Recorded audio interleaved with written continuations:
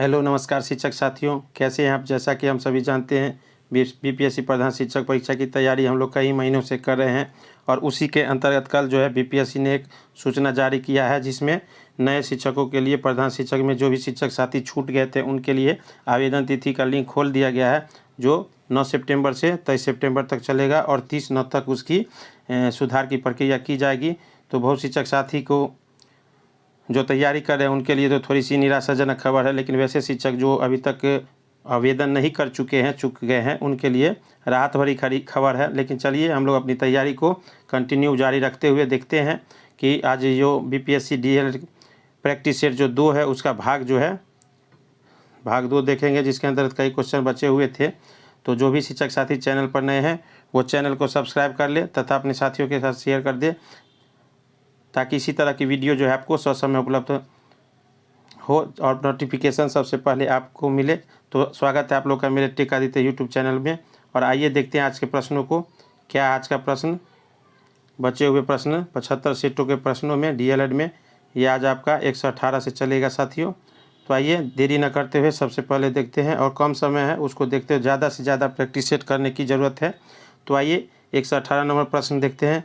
शिक्षा का अधिकार अधिनियम 2009 के अंतर्गत निम्न में से कौन सा कथन सत्य है। तो सबसे पहले जान लीजिए कि शिक्षा का अधिकार अधिनियम 2009 में बना और 1 अप्रैल 2010 में लागू हुआ साथियों। तो ये भी हम लोग का एक क्वेश्चन हो जाता है, इसको भी देखेंगे।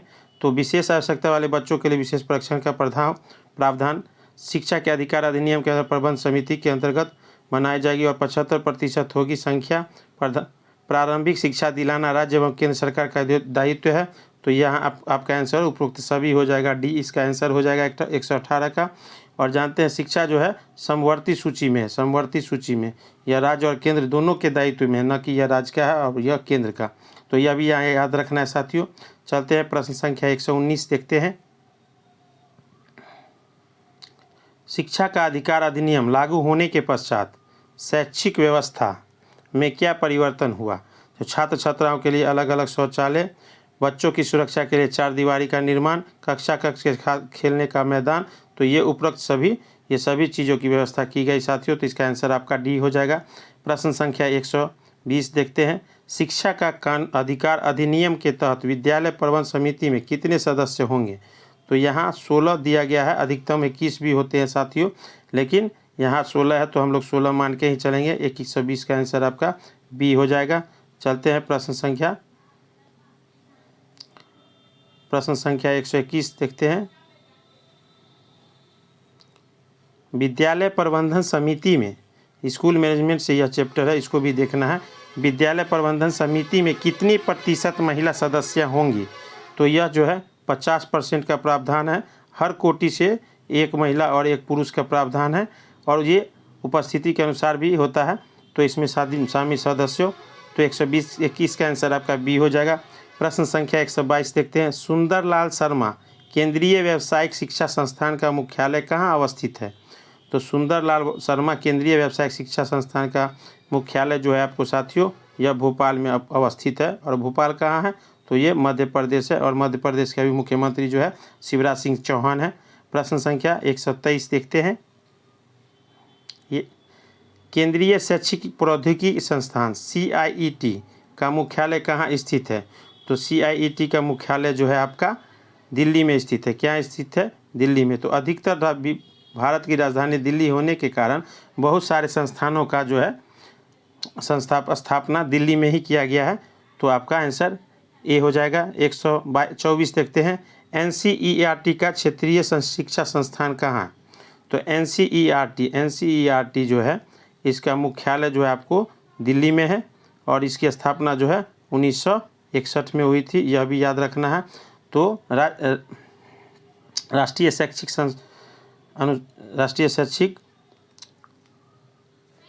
रिसर्च एंड ट्रेनिंग सेंटर जो है जिसके अंतर्गत सभी पाठ्यक्रम निर्धारित होते हैं क्या पढ़ाना है, तो इसका मुख्यालय दिल्ली में भी है और इसका क्षेत्रीय कार्यालय जो है वो अजमेर एवं भोपाल, मैसूर तथा शिलोंग, भुवनेश्वर में भी है।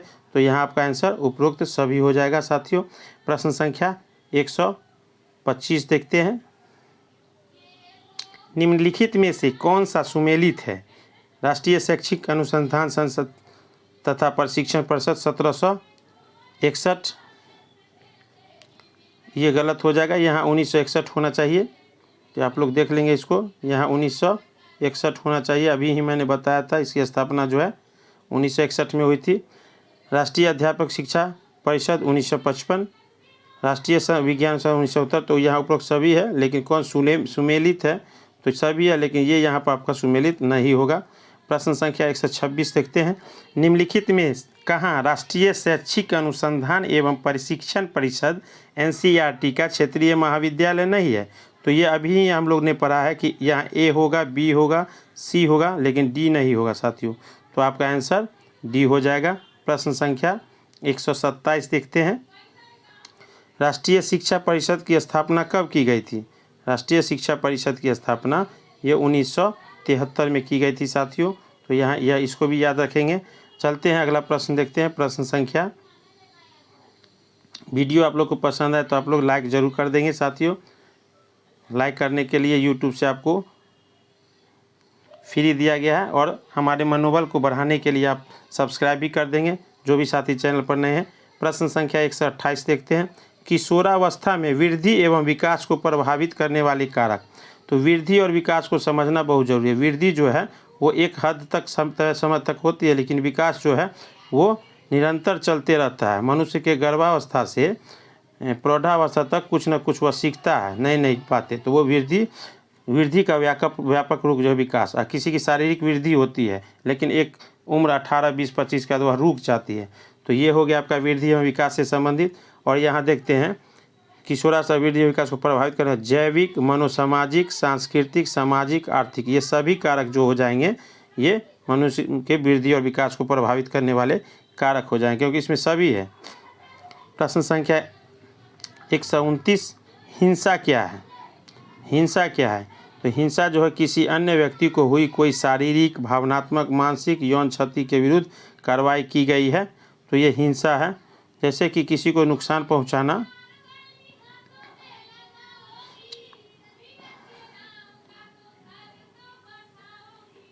तो हिंसा किसी अप्रिय घटना को बताता है, दर्शाता है। और महात्मा गांधी जो है अहिंसा में विश्वास करते थे कि हिंसा से किसी चीज़ को जीता नहीं जा सकता है साथियों। चलिए प्रश्न संख्या 130 देखते हैं। किशोरावस्था से संबंधित विभिन्न मुद्दे और सरोकार क्या है? तो किशोरावस्था से संबंधित विभिन्न मुद्दे में वृद्धि और विकास, ये तो अभी हम लोग ने देखा। आत्मसम्मान, तो किशोर जैसे ही अपनी अवस्था में जाते हैं तो वो आत्मसम्मान पाना चाहता है। आत्म अवधारणा, चिंता, उनकी सोचने की शक्ति, और अवसाद, पोषण संबंधी आवश्यकता और किसी भी प्रकार का उत्पीड़न, ये सभी समझ उनको विकसित हो जाती है। और जीन पियाजे के अनुसार यह जो है संज्ञानात्मक विकास की चौथी अवस्था है, चौथी, जिसको अमूर्त कहा गया है। 7 से 11, 11 से ऊपर की अवस्था है। तो आपका आंसर डी हो जाएगा। प्रश्न संख्या 131 देखते हैं। निम्नलिखित में से कौन सा एक हृदय रोग है? निम्नलिखित में से कौन सा एक हृदय रोग है? तो यहाँ आपका जो है मार्फम सिंड्रोम हो जाएगा साथियों, 131 का डी। प्रश्न संख्या 132 देखते हैं। मीडिया के 4 प्रमुख स्रोत क्या है? मीडिया के 4 प्रमुख स्रोत क्या है? तो मीडिया के 4 प्रमुख स्रोत आप देख सकते हैं। टेलीविज़न, आपका टीवी हो जाएगा, दूसरा रेडियो हो जाएगा, तीसरा आपका समाचार पत्र जिसको प्रिंट मीडिया कहते हैं, प्रिंट मीडिया, और चौथा इंटरनेट होगा, जिसके माध्यम से हम सभी चीज़ देश दुनिया से जुड़े रहते हैं। तो 132 का आंसर आपका बी हो जाएगा साथियों। चलते हैं 133 प्रश्न संख्या देखते हैं। स्वास्थ्य संबंधी फिटनेस में शामिल नहीं है। तो हृदय की फिटनेस, तो लचीलापन, पेशीय मजबूत, ये तीनों स्वास्थ्य संबंधी है। और संतुलन जो है ये मानसिक है, तो ये स्वास्थ्य से संबंधित नहीं है, फिजिकल नहीं है। तो 133 का आंसर आपका ए हो जाएगा साथियों। प्रश्न संख्या 134, सूर्य नमस्कार से डैश बेहतर होता है?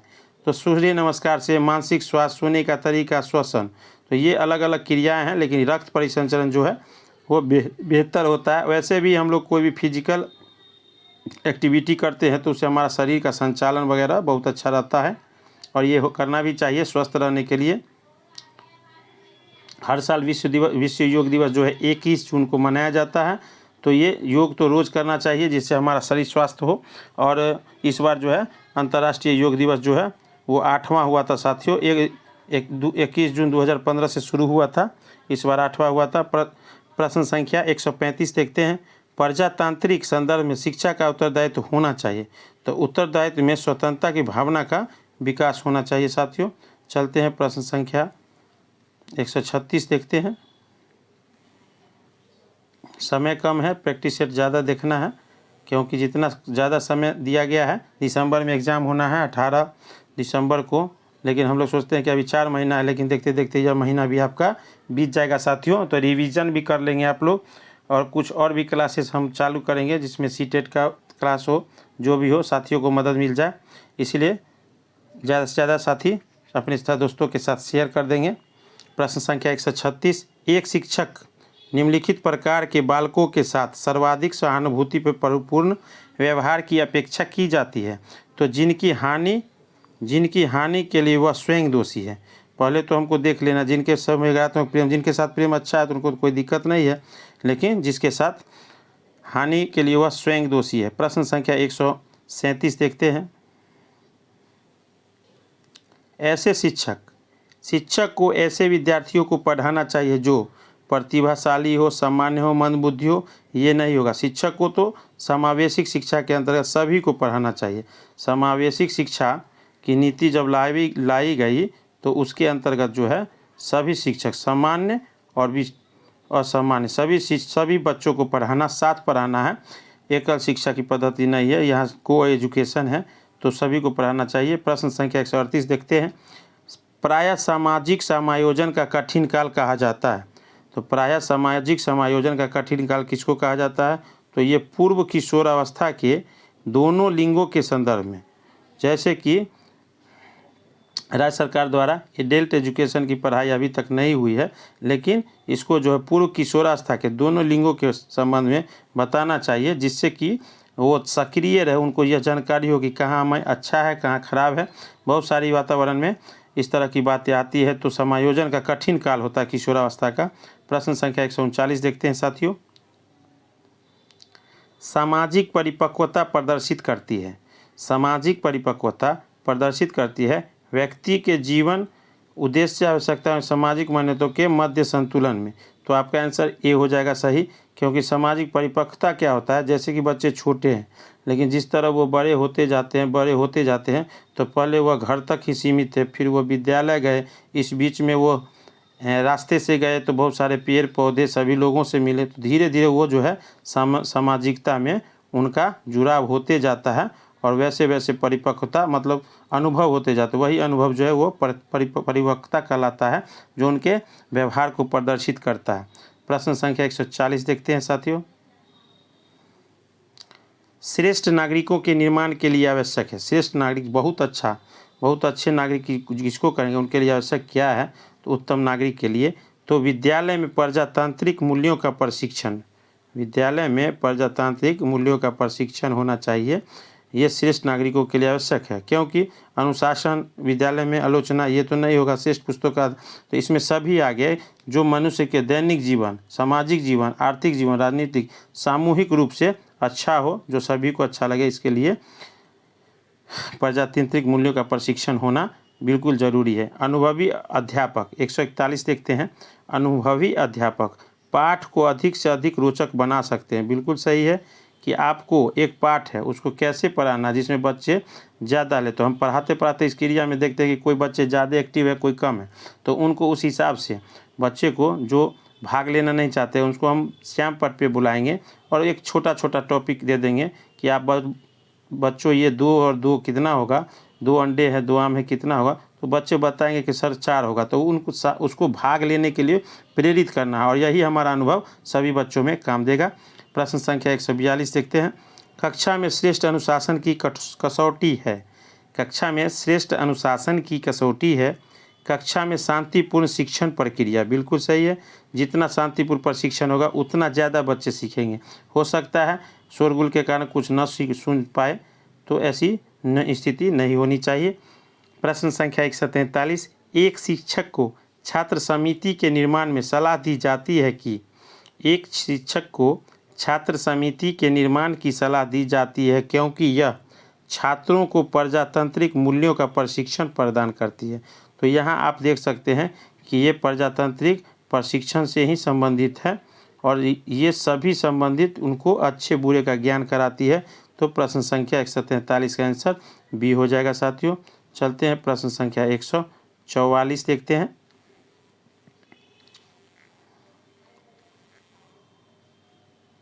उत्तर अनुशासन की प्राथमिकता होती है। उत्तर अनुशासन की प्राथमिकता क्या होती है? तो सामाजिक नियमों का परिपालन, सामाजिक नियमों का परिपालन हो जाएगा साथियों। समाज में हम रहते हैं और समाज के नियम से हट के हम गलत नहीं कर सकते हैं, क्योंकि जिसको समाज स्वीकार नहीं करता है। तो ये आपका आंसर बी हो जाएगा। प्रश्न संख्या 145 देखते हैं। एक अध्यापक, आप अध्यापक के कार्य अर्थात अध्यापन को क्यों सम्मानजनक कार्य मानते हैं? क्योंकि समाज में इसमें आदर अधिक मिलता है, इसमें पर्याप्त वेतन मिलता है, वेतन की तुलना पद से नहीं होती है, बच्चों पर रोब होता है, ये भी नहीं होना चाहिए, इसमें छुट्टियां मिलती है, ये भी नहीं होना चाहिए। यहाँ आपका आदर और सम्मान अधिक मिलता है। शिक्षक वैसे भी भारत जो है शुरू से ही विश्वगुरु कहा गया है, कई विदेशी आके यहाँ पढ़े हैं, इसलिए शिक्षकों का मान सम्मान जो है समाज में काफ़ी है। प्रश्न संख्या 146 देखते हैं। एक नवनियुक्त शिक्षक को कक्षा में अपेक्षित सफलता प्राप्त करने के लिए क्या उपाय करना चाहिए? तो कम से कम छात्रों के पूर्व परिचय एवं प्रत्याशाओं का आदान प्रदान होना चाहिए। जैसे हम लोगों ने ज्वाइनिंग किया था, तो शुरू में हम लोगों ने सभी बच्चों से जिस वर्ग में गए वहाँ से उनका परिचय प्राप्त किया था, तो वो अपने बात में बताया, तो कुछ उनका व्यवहारिक ज्ञान और हमारे बारे में भी वो समझ गए। तो थोड़ी नवनियुक्त शिक्षक को हर बच्चे से जुड़ाव होना चाहिए, उनसे लगाव होना चाहिए, उनके अनुसार उनको शिक्षण प्रदान करना चाहिए। प्रश्न संख्या 147। उत्तम कक्षा अनुशासन निम्नलिखित गुण का विकास करता है। तो उत्तम कक्षा अनुशासन स्वनिर्देशन जैसी गुणों का विकास करता है। 47 का आंसर बी हो जाएगा। प्रश्न संख्या 148 देखते हैं। जूनियर कक्षाओं में निम्नलिखित में से किसके द्वारा शिक्षण दिया जाता है? तो जूनियर कक्षाओं में तो ये शिक्षिका द्वारा दिया जाता है। प्राथमिक 1 से 5 के विद्यालयों में कम से कम 2 शिक्षकों का प्रावधान है, 2 शिक्षकों का प्रावधान है, जिसमें कम से कम 1 महिला शिक्षक होनी चाहिए। क्यों? क्योंकि छोटे बच्चे जो घर से विद्यालय आते हैं तो उनको अपनी माता जैसा माहौल मिलना चाहिए, इसीलिए महिला शिक्षकों की व्यवस्था सरकार द्वारा की गई है। प्रश्न संख्या 149 देखते हैं। प्रश्न संख्या 149। आधुनिक अनुशासन का मौलिक दर्शन क्या है? आधुनिक अनुशासन का मौलिक दर्शन क्या है? स्वस्थ मार्गदर्शन एवं परामर्श, स्वस्थ मार्गदर्शन एवं परामर्श। चलते हैं प्रश्न संख्या आज का अंतिम देखते हैं। प्रश्न संख्या 150। छात्रों की स्व अध्याय में रुचि जागृत करने के लिए क्या करना चाहिए? तो भिन्न भिन्न स्तर की पत्रिकाओं को पुस्तकालय में रखना। मान लीजिए जब तक हमको कोई वस्तु, कोई गाइडलाइन नहीं मिलेगा, हमारे पास बुक है तभी तो हम उसका अध्ययन कर पाएंगे, और जब बुक ही नहीं है तो हम उसका अध्ययन क्या कर पाएंगे? बच्चे, हम उनको बोलेंगे ताजमहल देखा है तो एक बुक होना चाहिए, एक मॉडल होना चाहिए, एक बुक होना चाहिए, लाइब्रेरी होना चाहिए। तो उसमें जैसे जैसे बुक है वैसे उसको लगेगा कि ये तो हमने आज तक पढ़ा ही नहीं।